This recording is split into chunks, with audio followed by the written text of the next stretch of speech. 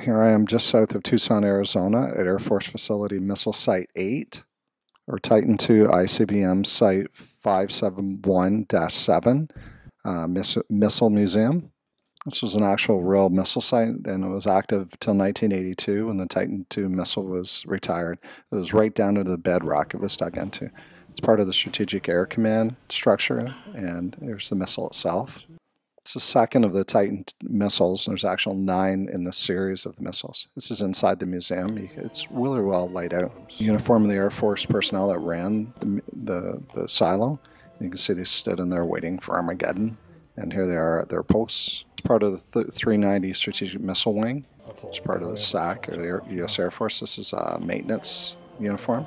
Talk about overkill and saturation, but really what they're talking about is each side eliminating the other side's ICBMs or nuclear weapons. Each side wanted to make sure to have enough weapons if they were attacked to nuke the other side back, or M.A.D Mutual Assured Destruction, just ensuring that the world was completely wiped out or the other side was wiped out. This is where the warhead was housed in the top part of the missile. Built like a spaceship, it would, house the warhead, and it would be called a re-entry vehicle. And it would house a 9 megaton bomb, which was about the biggest the U.S. had, capable of destroying about 900 square miles. Quite an explosion, to say the least.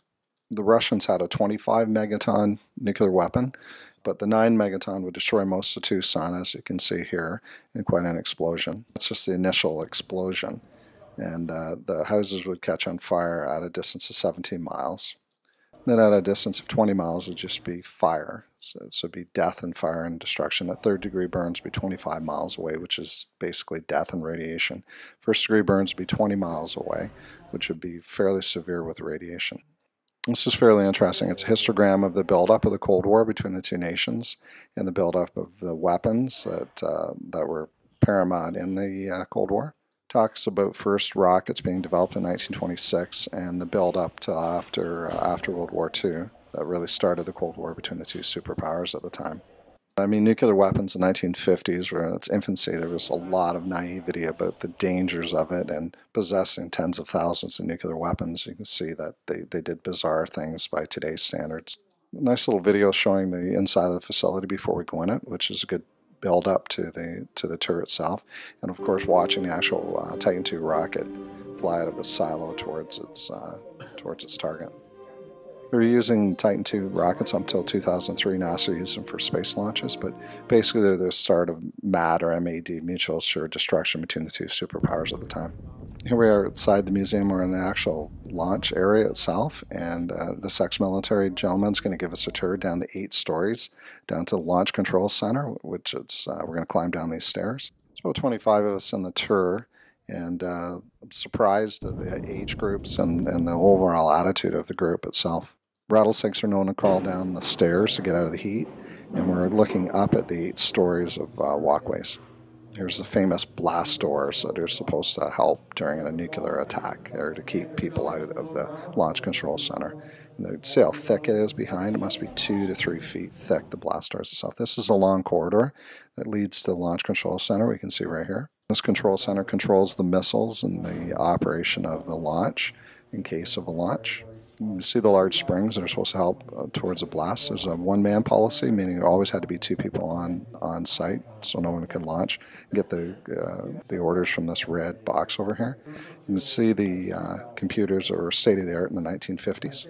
And that was the key control he was holding. If you did it wrong, or both did it at the same time, it was ruined and you couldn't launch. This lady's about to launch a nuclear weapon. Launch.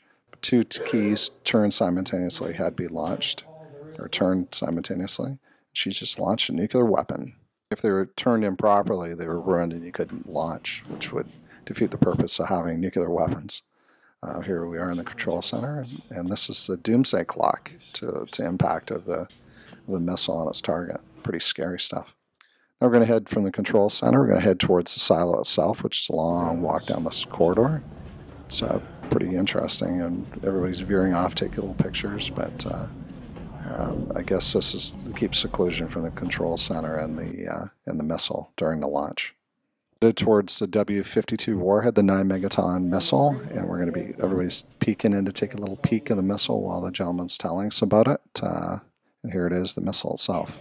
The missile's 103 feet or 31 meters, and so there's the warhead assembly on the top.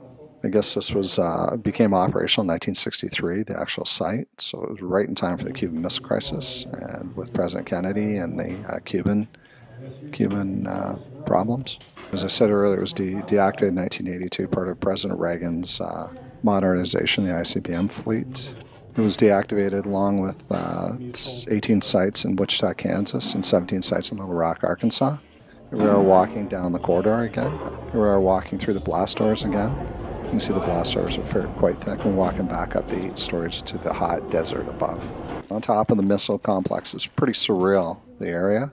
And these are sensors that were used in case an intruder tried to gain access to the control command center or the missile itself, and it would set off military police to come and shoot them. These are the missile doors that are permanently left open. They generally be closed. And here we have the telescope where the information would come through. There actually is 3 of them for redundancy. As I said, the silos are permanently open so that you can see down. Here we have the walkway back down. There's actually an elevator. They're just in operation now, but they could take stuff down. There's the actual siren in case of a weapon launch. There's the doors back down to the facility. We have an elevator right beside it. Here's the silo doors that are permanently left open and looking down at the 103-foot rocket.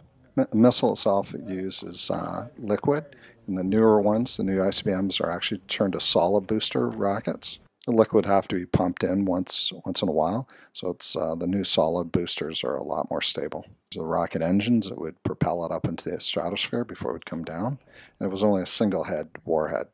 The new ICBMs are multiple entry vehicles, so they can house more than one. So here's the facility again from the distance. Yeah, that was quite a tour.